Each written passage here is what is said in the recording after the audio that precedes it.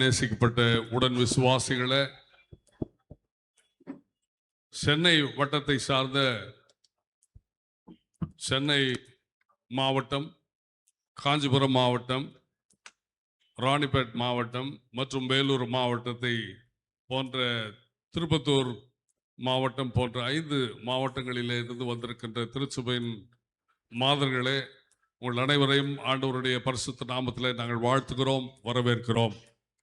இந்த நாள் நம்முடைய நன்மை பெர் லூத்தரன் திருச்சபையினுடைய வரலாற்றிலே ஒரு மைல்கல். Today is a historical day in our Good Shepherd Lutheran Church's history. ஏன் என்று சொன்னால், நம்முடைய தமிழ்நாடு சட்டப்பேரவையினுடைய பேரவை தலைவர், நம்முடைய அன்பிற்கும் பாசத்திற்கும் உரிய மாண்புமிகு சபாநாயகர் அவர்கள் நமது மத்தியில் வந்திருப்பது நமக்கு மிகப்பெரிய மகிழ்ச்சி. தமிழ்நாட்டிலே அநேகர் சட்டசபை தலைவர்களாக இருந்திருக்கிறார்கள். அதிலும் நம்முடைய விசுவாசத்தை சார்ந்த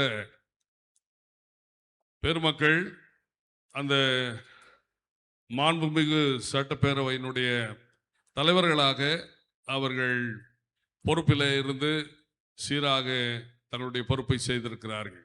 அதில் எந்த மாற்று கருத்தும் இல்லை. ஆனால்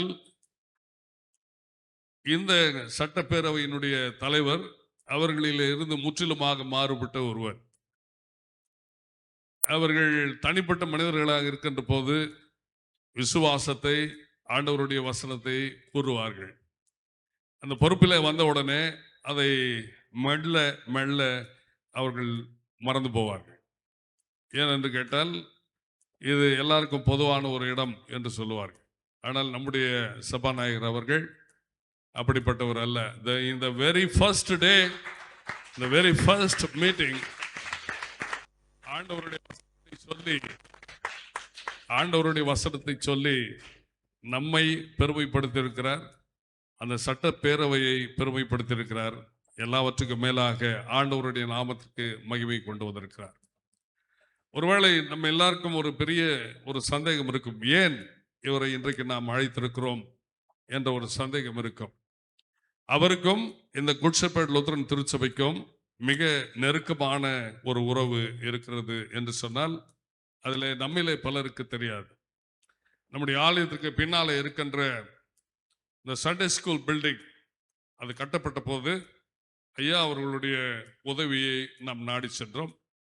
அப்பொழுது இருந்த அருள் திரு டேனியல் விக்டர் ஐயர் அவர்கள், ஐயா அவர்களுடைய மிக நெருங்கிய நண்பராக இருந்த திரு டன்லப் ஜேசுதாஸ் அவர்கள் எல்லாரும் ஐயா அவர்களை போய் அவருடைய வீட்டிலே சந்தித்த போது அவர்கள் மனம் உவந்து தந்த உதவியிலே அந்த கட்டிடம் பின்னாலே கட்டப்பட்டது என்று சொன்னால் அது மிகையாகாது.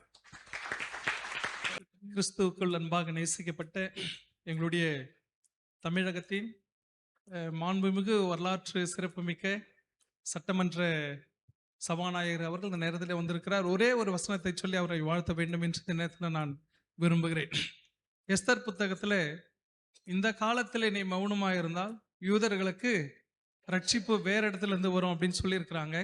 ஆனால் இன்றைக்கு இந்த காலகட்டத்தில் தன்னுடைய குரலை உயர்த்தி யூதர்களுக்கு அல்ல, தமிழகத்தில் இருக்கிற எல்லா கிறிஸ்தவர்களுக்கும் ஒரு அடையாளமாக திகழ்ந்து கொண்டிருக்கிறவர் நம்மளுடைய வரலாற்று சிறப்புமிக்க சபாநாயகர் என்று சொன்னால் அதில் மிகையாகாது. இன்னொரு காரியம் என்ன அப்படின்னா, அதிகமான பேர் பதவி வந்தால் தன்னுடைய அடையாளத்தை மாற்றிக்கொள்வார்கள், மறைத்துக் கொள்வார்கள். எந்த பதவி வந்தாலும் என்னுடைய அடையாளத்தை நான் மாற்ற மாட்டேன் என்று சொல்லி அடையாளத்தை இன்னும் அதிகமாக உறுதிப்படுத்தியவர் யார் என்று சொன்னால் ஐயா அவர்கள். மிகாயர் சபை சங்கம் சார்பாகவும் அவங்க ஃபெலிசிட்டேட் பண்றாங்க.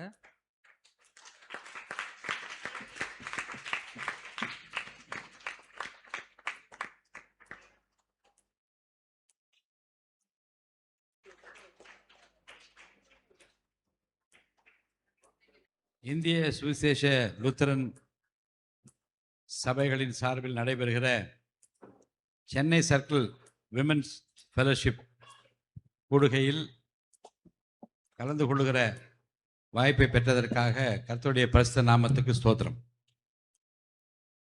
உற்சாகமாய் கொடுக்கிற இடத்தில் தேவன் பிரியமாய் இருக்கிறார். கட்டாயமாயமல்ல, வசனமாயமல்ல, அவனவன் நியமித்து கொடுக்க கடவன். இந்த சர்ச்சுக்கு காணிக்கை கொடுக்கிற போது தசம பாகம் செலுத்துவதில் ரொம்ப உற்சாகமாக இருக்க வேண்டும். ஏனென்றால் அமுக்கி குலுக்கி இன்னொரு வசனம் இருக்க. ஆமாம், அவன் நம்முடைய தேவன் கடனாளி அல்ல, அதை மறந்து விடாதீர்கள். நம்முடைய கூடுகைக்கு என்னை நம்ம ஐயா என்னை அழைத்த போது நாங்கள் 2 பேரும் ஒரு சபையில் டெய்லி ஸ்தோத்திர பலிகள் 1000 சொல்வதற்காக நான் ஓட்டிவிஷன் கீழ்பாக் சர்ச்சுக்கு டெய்லி செல்வேன். அவர் அங்கே அமைதியாக அமர்ந்து தியானத்தில் இருப்பதை நான் பார்த்திருக்கிறேன். அமர்ந்திருந்து நானே தேவன் என்று அறிந்து கொள்ளுங்கள்னு ஒரு வசனம் இருக்கு. நம்ம நிறைய பேர் என்ன நினைச்சிடறோம்னா, இந்த தியானம் செய்ய சொல்வது, இந்த மௌன விரதம் இருப்பது என்று யாராவது சொன்னால், ஐயோ நமக்கெல்லாம் அது சரிப்பட்டு வருமா என்று நினைத்திருந்த காலம் இருந்தது. எனக்கு தெரிஞ்சு நானும் என் துணைவியாரும், என்னுடைய அண்ணன் துணைவியார், மற்ற தம்பியினுடைய துணைவியார் எல்லாம் சேர்ந்து ஒருத்தர் யோகா சொல்லித்தரன்னு வந்தார் 1992ஆம் ஆண்டு. அப்போ மனதை அமைதிப்படுத்துவதற்காக உட்கார்ந்து கண்களை மூடி மூச்சு இழுத்து விடுங்க அப்படின்னு சொன்னாங்க. இப்போ எங்கள் அண்ணியார் சொன்னாங்க, ஐயோ இதெல்லாம் பண்ணோம்னா சாத்தான் உள்ளே பூந்துருவான் என்று சொன்னார். அப்புறம் அதில் கலந்து கொள்ள விருப்பம் இருக்கின்ற வாரங்கள் என்று அப்போ என்னுடைய மனைவி சொன்னாங்க, விஞ்ஞானபூர்வமாக மூச்சை உள்ளே இழுத்து வெளியே வருவதன் மூலமாக லங்ஸ் எல்லாம் இதாகவும் அது பல நோய்களை குணப்படுத்துகிற இது கூட இருக்கும்.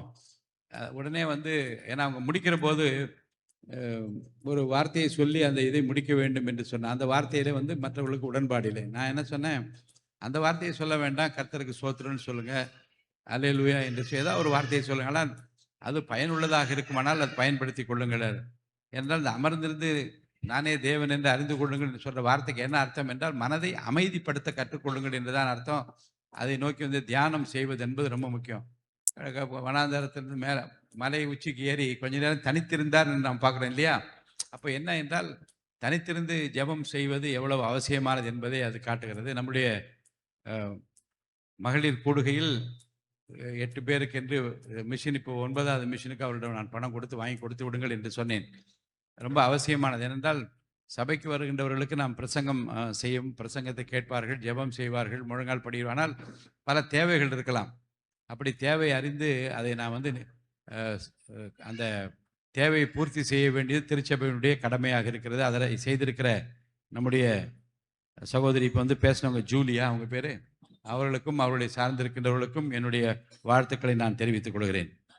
நம்முடைய ஆயர் மீகா மறைவாணன் அவர்கள் ரொம்ப நேரம் பேசினார்.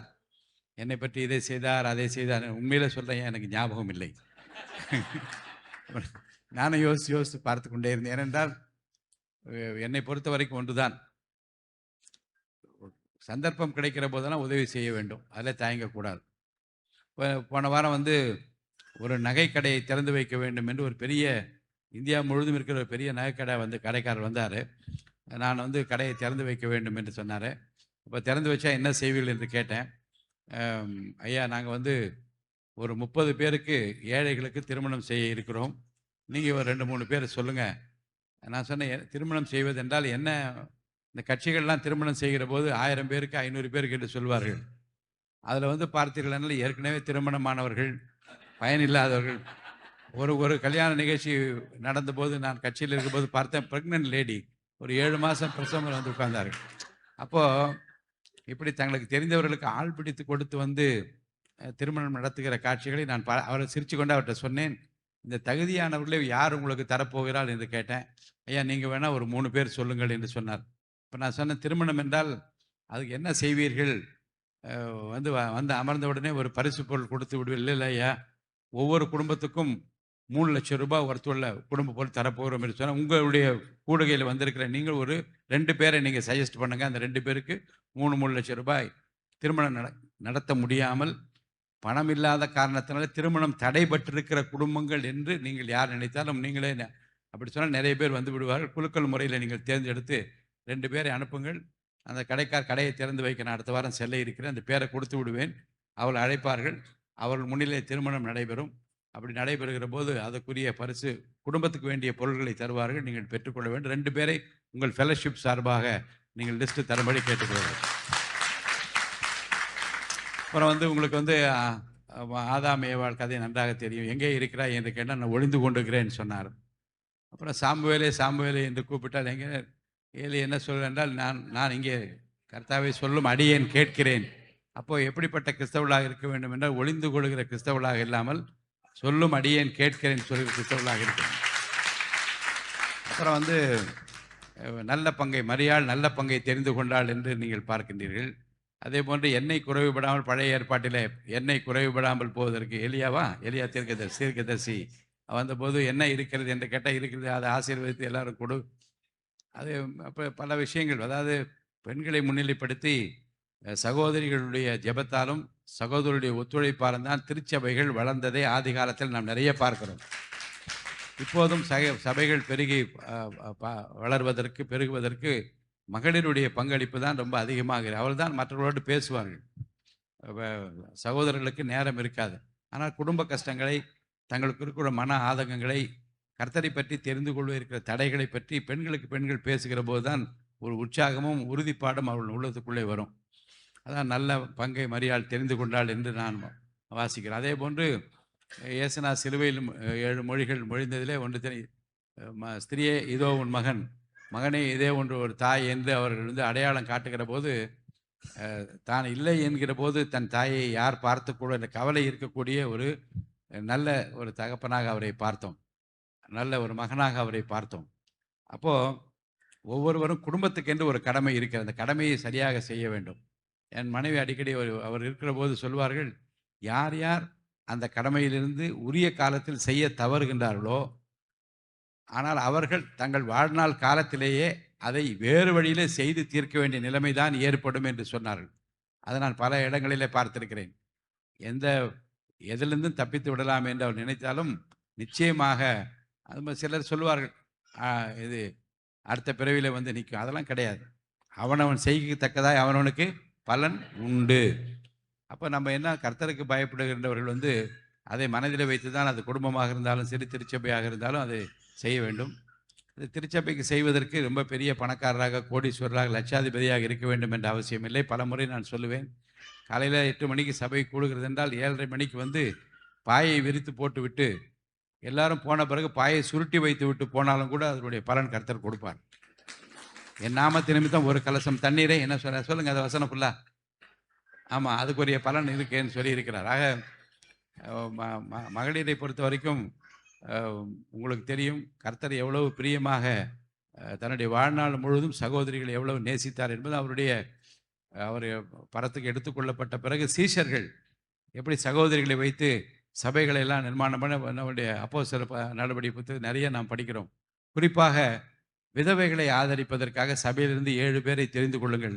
நாம் வந்து பிரசங்கம் செய்வதற்கும் சபையை நடத்துவதற்கும் நேரம் போதவில்லை. திருச்சபையில் உண்மை உத்தமமாக இருக்கிற 7 பேரை தெரிந்து கொண்டு அவர்கள் மூலமாக இந்த கணவனை இழந்தவர்களுக்காக நீங்கள் செய்ய வேண்டும் என்கின்ற அந்த வசனத்தை நான் படித்ததாக எனக்கு நினைவு. அதனால்தான் என்னுடைய மனைவி மறைவதற்கு முன்னாலே நாங்கள் வந்து அங்கொன்றும் இங்கொன்றுமாக செய்து கொண்டிருந்த அந்த பைபிள் டிஸ்ட்ரிபியூஷன் பணியை எங்கள் சொந்த செலவில் யாரிடமும் பணம் கேட்காமல் ஒரு காலத்தில் செய்து கொண்டிருந்த அந்த பணியை விரிவுபடுத்த வேண்டும் என்று மருத்துவமனையிலே மறைவதற்கு முன்னால் என்னிடம் சொன்னார்கள். ஒரு ஆர்கனைஸ்டாக இதை நீங்கள் செய்ய வேண்டும். அங்கொன்றும் இங்கொன்றுமாக வருகின்றவர்களுக்கு 10 பைபிள் கொடுப்பது, 20 பைபிள் கொடுப்பது என்று இல்லாமல் ஏதாவது ஒரு ஃபவுண்டேஷன் ஆரம்பிக்க வேண்டும் என்று அவர்கள் சொன்னார்கள். அவர்கள் விருப்பத்தை ஏற்று தான் ஹோலி பைபிள் ஃபவுண்டேஷன் என்று ஆரம்பித்து அதன் மூலமாக அந்த பணி நடந்து கொண்டிருக்கிறது. 50 பைபிள் கொடுப்பதற்கு 4000 ரூபாய் பட்ஜெட்டை போட்டு வைத்தோம். 1 மாதம், 2 மாதம், 6 மாதத்துக்குள்ளாக அது 200, 300, 500 என்று வளர்ந்து மாதம் 1000 பைபிள் என்று வந்தது. ஏனென்றால் கொடுக்கிற கரங்களை கர்த்தர் ஆசீர்வதிக்கிறார் என்பதற்கு அதை நான் என்னுடைய சாட்சியாக நான் அதை சொல்ல விரும்புகின்றேன். அப்புறம் வந்து சபையில் இருக்கக்கூடிய சகோதரிகள், அவர்களுக்கு நான் உங்களுக்கு வந்து சொல்வது என்ன என்றால், நீங்கள் திருச்சபையோடு ஒன்றிணைந்து செய்கிற அந்த பணிகளிலே அதிகமான நேரத்தை ஊக்கமாக மற்றவர்கள் செய்கிற பணிகளிலே இப்படி இந்த தையல் மிஷின் கொடுப்பது போன்ற சமூக பணிகளில் நீங்கள் தான் அதிகமாக ஈடுபட வேண்டும். வருவாய் ஈட்டி வந்து தருகின்ற பொறுப்பை நம்முடைய சகோதரர்கள் ஏற்றுக்கொண்டிருந்தாலும் கூட இந்த திருச்சபையினுடைய ஜன்னலை திறந்து பார்த்தால் இந்த சமூகத்தில் பல பிரச்சனைகள் இருக்குது. பலர் கஷ்டப்படுகிறார்கள், பலர் அதிலே ஜாதி மத இன மொழி வேறுபாடின்றி துயரப்படுகிறவர்களை, துன்பப்படுகின்றவர்களை, கஷ்டப்படுகின்றவர்களை கைதூக்கி விடுகின்ற பொறுப்பு நமக்கு இருக்கிறது. அதனால தான் நீங்கள் பார்த்திருப்பீர்கள், பைபிளில் பிரசங்கம் செய்ய ஒரு வனாந்தரமான இடத்துக்கு போனாலும் கூட ஜனங்கள் நிறைய பேர் நிரம்பி இருந்தால் பிரசங்கம் முடிந்தவுடனே அவருடைய கவலை எதிரே வருகிறது என்றால், இவ்வளோ பேர் வந்திருக்கிறார்களே, இவளுக்கு ஏதாவது கொடுக்கும், ஏதாவது இருக்கிறதா என்று கேட்க வேண்டிய அவசியம் இல்லை. அப்படி கேட்டுவிட்டு ஒரு பையனிடம் இவ்வளோ இருக்குது, 5 அப்பம் 2 மீன் துண்டு, அதை எப்படி ஆசீர்வதித்தார், இன்னொரு முறை எப்படி அப்போ என்ன என்றால், தி concern for the people around you. ஜெபித்து விட்டு பிரசங்கம் பண்ணிவிட்டு இவர் கார் ஏறி விடலாம். அம்மா அவர்களுக்கு என்னுடைய வாழ்த்துக்களை தெரிவித்துக் கொள்கிறேன். டிஎல்சி சபையின் சார்பிலே முதலில் வந்திருக்கிற சகோதரி இப்போது ரெவரண்டாக பொறுப்பேற்றிருக்கிறார்கள். அவங்க பிஷப் என்னிடம் பேசினார், ஐயா நாளை காலை தேர்தல் நடைபெற இருக்கிறது, கொஞ்சம் அந்த நிலைமை அங்கே திருச்சியிலே மாநாடு நடக்கிற போது எப்படி இருக்கும் என்று எனக்கு தெரியவில்லை. ஒரு டர்புலண்ட் வெதர் இருக்கிறது, அது கொஞ்சம் அமைதியாக இருப்பதற்கு காவல்துறையிடம் பேச வேண்டும் என்றெல்லாம் அவர்கள் அன்றைக்கு கேட்டேன். அம்மா அமைதியாக நடந்ததா என்று கேட்டேன். ஏனென்றால் உதவி வேண்டும் என்று கேட்ட டிஎல்சி பிஷப் அதுக்கப்புறம் ஐயா நல்லபடியாக முடிஞ்சது என்று சொல்லவில்லை. அவர்களை நான் கேட்டு தெரிந்து கொண்டேன், ரொம்ப அமைதியாக நடந்தது என்று அவர்கள் சொன்னார். ஏனென்றால் குணமானவர்கள் 10 பேர் என்றால் ஒருத்தர் தான் வந்தார், மீதி 9 பேர் சும்மா 9 பேர் எங்கே என்று கேட்கிற அளவுக்கு. அதை பற்றி நான் இது சும்மா ஒரு லைட்டர் வெயின் தான், நான் ஒரு தமாஷாக தான் சொல்ல, அது ஒரு பெரிய பிரச்சனையாக இல்லை. நம்மை பொறுத்த வரைக்கும் வந்து சமூக பிரச்சனைகளில் குரல் கொடுக்கிற தன்மைகள் வளர வேண்டும். ஒரு 50 வருஷத்துக்கு முன்னாடி வந்து பிரசங்கம் பண்ண எங்கள் அப்பா எல்லாம் போனாங்க என்றால் எனக்கு அந்த பேண்டெல்லாம் அடிப்பார்கள். மாட்டு வண்டியில் அம்பத்தூர் திருச்சபையில் இருந்து ஏறி திருமல்ல வயலுக்கு போவோம். அப்போல்லாம் திருமல்ல வயல் வந்து ரொம்ப சாதாரணமான உரகடம் பகுதிக்கு போய் அங்கே சுற்றி வருவோம். இப்போ தான் கேட்டேன், வெள்ளானூர்லேருந்து வந்தாங்க நிறைய பேர். வெள்ளானூரில் இந்த கட்சியில் செல்லான் என்று ஒருத்தர் இருந்தார், அவர் பையன் செல்வராஜ், கண் தெரியாத பார்வையற்றவராக ஒருவர் இருந்தார். அவளெல்லாம் எனக்கு நன்றாக தெரியும். இப்போ பார்த்தா அங்கே வந்து திருச்சபைகள் பலுகி பெருகி இருப்பதை என்னால் தெரிந்து கொள்ள முடிகிறது. அந்த காலகட்டத்தில் போனால் வந்து ரோட்டில் நின்று எனக்கு தெரிஞ்ச ஞாபகம் இருக்கிறது, பேண்ட் அடித்த உடனே ஏ பாவிகளே என்பார்கள். அப்போ ஜனங்கள்லாம் கூடி நின்றால் பேசுவார். இப்போ போய் அப்படிலாம் சொல்ல முடியாது, சொல்ல கூடாது. அது வந்து தவிர்க்கப்பட்டிருக்கிறது. அதாவது எவ்வளவுதான் வந்து சபைகளை ஒடுக்க நினைத்தாலும், எவ்வளவுதான் நல்ல பணிகளை நீங்கள் செய்கிற போது தடைகள் வந்தாலும் கூட அந்த தடைகளை எல்லாம் உடைத்து இன்றைக்கு வந்து பாதுகாப்பாக கர்த்தர் உங்களை நடத்தி கொண்டிருக்கிறார் என்ற ஒரு நல்ல அரசாங்கம் உங்களுக்கெல்லாம் கிடைத்திருக்கிறது. லஞ்ச லாவண்யம் இல்லாமல், ஊழல் இல்லாமல், வந்து திருச்சபை வியாபார கூடமாக மாற்றாதீர்கள் என்று எப்படி கர்த்தர் வந்து சபைக்குள்ளே போகிற போது காசுக்காரர்களையும் புறா விற்கிறவரையும் அடித்து, கொஞ்சம் புறா விட சொன்னீங்க நீங்கள், விரட்டி அடி பறக்க விட்டீங்க, வெரி குட், அமைதி புறா. இப்போ வந்து அப்படி உள்ளே வருகிற போதே பார்த்து விட்டு எவரோ மனம் கலங்கினாரோ அப்படிப்பட்ட நிலைமைகள் தமிழ்நாட்டில் எங்கும் இருக்கக்கூடாது என்று நம்முடைய முதலமைச்சர், you must honestly believe one thing, நான் வந்து பார்த்ததுனாலும் பேசியதாலும் அவரை தொடர்ந்து பார்த்து கொண்டிருப்பதாலும் சொல்லுகிறேன், இப்படிப்பட்ட ஒரு நல்ல முதலமைச்சர் நமக்கு இப்போது கிடைக்க மாட்டார்.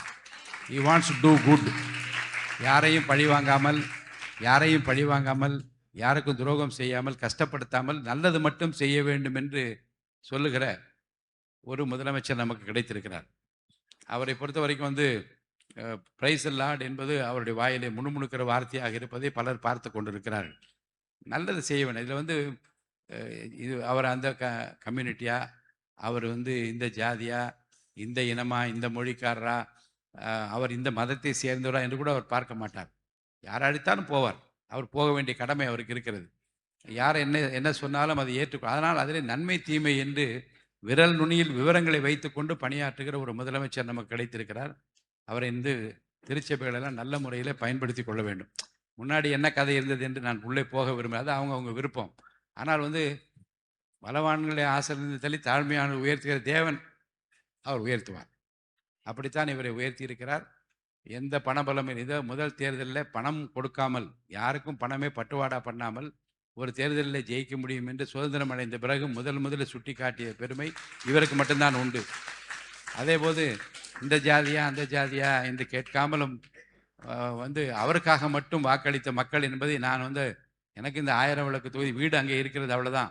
என்னை நிற்க வேண்டும் அவர் சொன்னால் என் பையன் நிற்கட்டும், அவர் தான் போட்டிருக்கிறார் 1000 விளக்கு. அமலன் சாம்ராஜ் என் மகன், உங்கள் கட்சியில் 2 வருஷமாக அவர் இருக்கிறார், நான் ஜனவரி மாதம் 2ஆம் தேதி தான் சேர்ந்திருக்கிறேன் என்று சொன்னேன். இல்லை இல்லை, நீங்கள் என்னோடு இருக்க வேண்டும் என்று அவர் கேட்டுக்கொண்ட காரணத்தினால் அங்கே நான் நின்று. அப்போ என்ன பார்த்தேன் என்றால், ஜனங்கள் வந்து நான் வந்து ஜேசிடி பிரபாகரன் அப்படின்னு போய் ஜனங்கள்கிட்ட கேட்டால், எதிர நிற்கிறீங்க? ஐயா விசிலா போடுறோம்.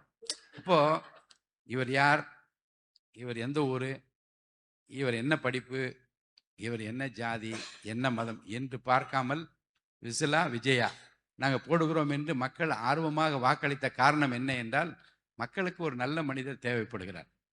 இந்த நாட்டை வழிநடத்துவதற்கு, அமைதியாக இந்த தமிழ்நாடு இருப்பதற்கு இவர் இருப்பார் என்று மக்கள் இன்றைக்கு நம்பி வாக்களித்திருக்கிறார்கள். அவர் ஒன்று தான் சட்டசபையில் பேசுகிற போது கேட்டார், கொஞ்சம் எனக்கு கால அவகாசம் கொடுங்கள். ஏனென்றால் இப்போ தான் வந்திருக்கார், நிறைய கடன் சுமை, 15 கோடிக்கு மேலே கடன் இருக்கிறது. இதெல்லாம் தாண்டி நிறைய எதிர்பார்ப்பு மக்களிடம் இருக்கிறது. எல்லா துறைகளிலும் மக்கள் கஷ்டப்படுகிற 10-20 வருஷமாக பெண்டிங்காக போடப்பட்ட ஃபைல்லாம் இப்போது துடைத்து எடுக்கப்பட்டு, குறிப்பாக பள்ளிக்கூட நிர்வாகத்தை நம்முடைய கிறிஸ்தவ அமைப்புகள் நிறைய நேற்று வந்து என்னை பல பிஷப்மார்கள் பார்த்தார்கள். இப்போ என்ன சொன்னார்கள் என்றால், ஐயா எங்களுக்கு வந்து 3-4 வருஷமாக பெண்டிங்கில் இருந்த அப்ரூவல் ஃபார் ஸ்கூல்ஸ் எல்லாம் எங்களுக்கு ஃபோன் பண்ணி கொடுத்தார்கள் ஐயா, ரொம்ப நன்றி என்று சொன்னார்கள். அப்போது தடைகள் எல்லாம் இன்றைக்கு நீங்கி ஒரு சுதந்திரமாக வெளியரங்கமான ஒரு அரசாங்கம், people must know what is happening, என்ன நடக்கிறது, என்ன செய்கின்றார்கள் தெரிந்து கொள்கிற அந்த நிலைமை இன்றைக்கு உருவாகி கொண்டிருக்கிறது. திருச்சபைகள் அதை பயன்படுத்தி கொள்ள வேண்டும் என்று நான் உங்களை கேட்டுக்கொள்கிறேன். பிரசங்கம் அவசியம், ஜெபம் அவசியம், தியானம் அவசியம். அதை விட முக்கியமானது, கஷ்டப்படுகிற மக்களை கைதூக்கி விடுகிற அந்த கடமையை நீங்கள் அதிகமாக செய்ய வேண்டும் என்று நான் உங்களை அன்போடு நான் கேட்டுக்கொள்கிறேன். உங்களை பொறுத்த வரைக்கும் பைபிள் நீங்கள் என்னை விட ரொம்ப அதிகமாக படித்திருப்பீர்கள், தொடர்ந்து படித்து கொண்டும் இருப்பீர்கள். உங்களுக்கு வந்து நம்முடைய ஐஎல்சி சபையின் சார்பில் எங்கேயாவது இன்னமும் வசனம் சொல்லப்படாத இடங்களுக்கு பைபிள் தேவை என்றால் அதை கூட அதற்கென்று தனியாக ஒருவரை நியமித்திருக்கிறேன். அவர் மூலமாக அதை பெற்றுக்கொண்டு, ஏனென்றால் வசனத்தை விதைப்பதில் கொஞ்சம் ஆர்வம் காட்டுங்கள். இன்னொன்று, அடித்து புசி வானத்திலிருந்து ஒரு கூடு இறங்கி வருவதை கண்டேன்னா என்ன, இன்னும் சுவிசேஷம் அறிவிக்கப்படாத இடங்கள் இருக்கிறது. பேதுரு தான் அதில் அப்போஸ்தலன் பேதுரு. அப்போது வானத்திலிருந்து இறங்கி வருகிறது, அடித்து புசியது ஜாதி மத இனம் கிரேக்கன் என்று மில்லையெல்லாம் என்னத்துக்காக சொல்கிறார் என்றால், சுவிசேஷம் எங்கும் அறிவிக்கப்பட வேண்டும் என்பதில் ஆர்வம் இருக்கிற திருச்சபைகள் அதை அறிவிக்கிற போது மக்களுடைய கண்ணீரை துடைக்க வேண்டும், உதவுகின்ற கரங்களாக உங்கள் கரங்கள் இருக்க வேண்டும் என்றால், தமிழ்நாட்டில் இருக்கிற மக்களுடைய அந்த குறைகளை நீக்குகிற ஒரு அரசாங்கம் இருக்கிற போது அதற்கு இணையாக உங்கள் கரங்களையும் ஆதரவாக நீட்ட வேண்டும் என்று நான் கேட்டுக்கொண்டு, குறிப்பாக சென்னை சர்க்கிள் விமென்ஸ் ஃபெலோஷிப், அதாவது சென்னை, திருவள்ளூர், காஞ்சிபுரம் மற்றும் வேலூர், திருப்பத்தூர் மாவட்டங்களை சேர்ந்த மகளிரை சந்திப்பதில் நான் மகிழ்ச்சி அடைகிறேன். உங்களுக்கு என்னுடைய நல்வாழ்த்துக்களை நான் தெரிவித்துக் கொள்கிறேன். உங்கள் பணிகள் தொடரட்டும். ஆயர் பெருமக்கள் நிறைய பேர் இங்கே வந்திருக்கீங்க. நான் வந்து இங்கே இருக்கின்ற அனைவர் பெயரையும் நான் வந்து படிக்க இயலாவிட்டாலும் கூட அத்தனை பேரும் இணைந்து நின்று தான் இந்த பணியை செம்மையாக செய்திருக்கிறார்கள். அவர்களுக்கும் என்னுடைய நல்வாழ்த்துக்களை தெரிவித்து கர்த்தருடைய பரிசுத்த நாமத்திற்கு ஸ்தோத்திரம் என்று சொல்லி நன்றியை கூறி முடிக்கின்றேன். நன்றி. இன்னொரு செய்தி நான் சொல்ல என்னன்னா, சண்டே கிளாஸ் ஏற்கனவே ஒரு இன்டர்வியூவில் கூட சொல்லியிருக்கேன், பார்த்துருப்பீங்க. சண்டே கிளாஸுக்கு ரெகுலராக போவேன். அதை வந்து 62ஆம் ஆண்டு எனக்கு வந்து ரெகுலர் அட்டண்டன்ஸ்னு அப்போ தான் ஒரு பைபிள் கொடுத்தாங்க, பத்திரமா வச்சுருக்கேன். அதை உபயோகித்து கொஞ்சம் பழசானாலும் கூட பத்திரமா வைத்திருக்கிறேன். இந்த பிள்ளைங்களை வந்து சண்டே கிளாஸுக்கு போகிறத நீங்கள் வந்து ரொம்ப வற்புறுத்துங்க. ஏன்னா வந்து ஏன்னு சொன்னால் வந்து இந்த போன தலைமுறையினுடைய திருச்சபை வளர்ந்த விதம், இந்த தலைமுறை வளர்த்து கொண்டிருக்கிற விதம், அடுத்த தலைமுறை பற்றி நான் கவலைப்படுகிறேன். நீங்கள் வந்து கண்டிப்பாக வந்து போகும்போது மொபைல் ஃபோனை பிடிங்கி வச்சுட்டு உள்ள அனுப்புங்க. ஏனென்று சொன்னால், இப்போ வந்து நான் ஏற்கனவே ஒரு இடத்துல சொன்னேன், நானும் என் மனைவி வந்து இந்த புரசவாக்கம் பாஸ்டர் சாம் சுந்தர் ஐயா அவங்க பெரியவங்க இருந்தபோது முழுக்க ஞானஸ்தானம் எடுக்க அங்கே போனோம். இப்போ பிரசங்கம் பண்ணும்போது சொன்னாங்க, விரைவில் ஒரு சாத்தான் வர இருக்கிறான், அந்த சாத்தான் வந்தால் ரொம்ப ஜனங்க கஷ்டப்படுவார்கள், ரொம்ப ஜாக்கிரதையாக. எதை பற்றி சொல்கிறார் அப்படின்னு கொஞ்ச நேரம் பற்றி விளக்கமாக சொன்னால், டிவி பெட்டி. அப்போ நான் டிவி இல்லை எங்கேயுமே. அப்போ நான் காரில் வரும்போது சொன்னேன், எல்லா பிரசங்கமும் கரெக்டு தான், டிவி பெட்டி என்ன இது, என்ன வந்து சாத்தானா, என்ன சொல்கிறார் இவர் அப்படின்னு என் மனைவியிடம் சொன்னேன். அவன் ஒன்றும் பதில் சொல்ல. பின்னாளில் எங்கள் பசங்க வந்து டிவி வாங்கி வச்சு அதை பார்க்கிற போது ஒருத்தர் வந்து இதுதான் பார்ப்பேன்னு ஒருத்தர் அடித்துக் கொள்வதும், அதுக்கப்புறம் வந்து அடிக்ட் ஆகி போய் பாடம் படிக்காமல் எப்போ பார்த்தாலும் டிவி உட்கார்ந்துருக்க என் மனைவி வந்து உள்ளது. அதே மாதிரி சண்டே கிளாஸ் பிள்ளைகளுக்கு வந்து கண்டிப்பாக உங்களுடைய மகனாக மகளாக இருந்தாலும் பேரன் பேத்தியாக இருந்தாலும் அன்பாக சொல்லி சொல்லி அவர்களை நீங்கள் கண்டிப்பாக சண்டே கிளாஸுக்கு அனுப்ப வேண்டும் என்று உங்களை நான் அன்போடு கேட்டுக்கொள்கிறேன்.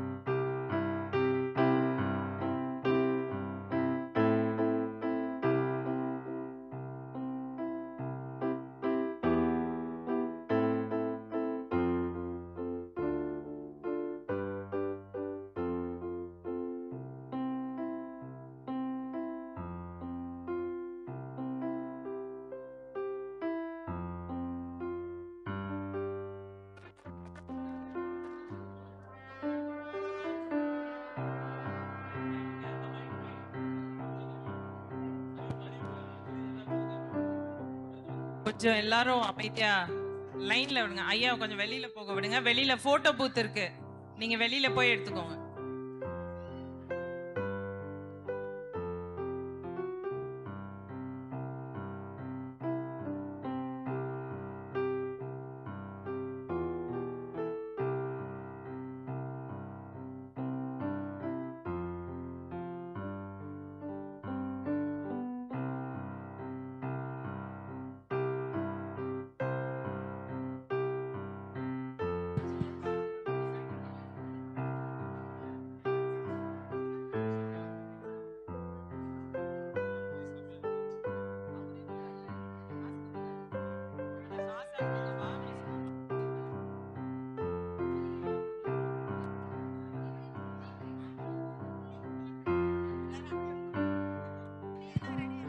டீ ரெடியா இருக்கு, எல்லாரும் வெளியில